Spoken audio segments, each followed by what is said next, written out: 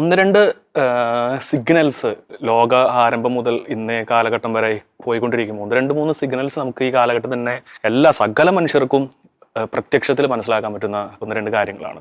ഒന്നാമത്തെ കാര്യം പറയുന്നതാണ്, ഈ ലോകത്തിൽ അധർമ്മം വർദ്ധിക്കും, പലരുടെയും സ്നേഹം തണുത്തു. അത് ഈശോ പറയുന്നൊരു വചനമാണ് ബൈബിളിൽ. അപ്പോൾ ലോകരാജ്യം നടക്കുന്ന എന്താണ്? അധർമ്മം നടന്നുകൊണ്ടിരിക്കുകയാണ് പല രീതിയിലും. അത് ഇസ്ലാമിക തീവ്രവാദമായിരിക്കാം, അല്ലെങ്കിൽ മറ്റു രീതിയിലുള്ള യുദ്ധങ്ങളായിരിക്കാം, പലതരത്തിലും. ഓരോ മനുഷ്യനും അതിൻ്റെതായ രീതിയിൽ അവർക്കുണ്ട്.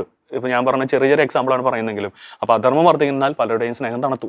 രണ്ടാമത്തെ കാര്യമാണ്, സത്യം നിലത്ത് വലിച്ചെറിയപ്പെടുന്നതാണ് ബൈബിൾ പറയുന്നത്. അത് പറയുന്നത് ദാനിയേലിന്റെ പുസ്തകത്തിലാണ്. അപ്പോൾ ഇത് രണ്ടാമത്തെ കാര്യമാണ്. നമുക്കറിയാം, തീർച്ചയായിട്ടും പല മാധ്യമങ്ങളും, കേരളത്തിൽ ഉൾപ്പെടെ ഒട്ടുമിക്ക മാധ്യമങ്ങളും, ലോകത്തിലുൾപ്പെടെ മിക്ക മാധ്യമങ്ങളും, BBC ഉൾപ്പെടെ ഒരു കാലത്ത് വളരെ നല്ല പേര് കേട്ട പ്രൗഢിയായിട്ടൊരു മാധ്യമമായിരുന്നു BBC ഉൾപ്പെടെ മഞ്ഞപത്രത്തിന്റെ നിലവാരത്തിലേക്ക് താഴ്ന്നുപോയി.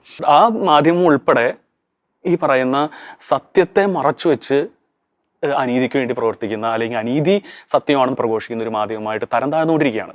അപ്പോൾ സത്യം നിലത്ത് വലിച്ചെറിയപ്പെടുന്ന ഒരവസ്ഥയിലേക്ക് അത് ലോകമെമ്പാടും സംഭവിച്ചിരിക്കുന്ന കാര്യം. സത്യത്തിന് വലിയ വിലയൊന്നുമില്ല.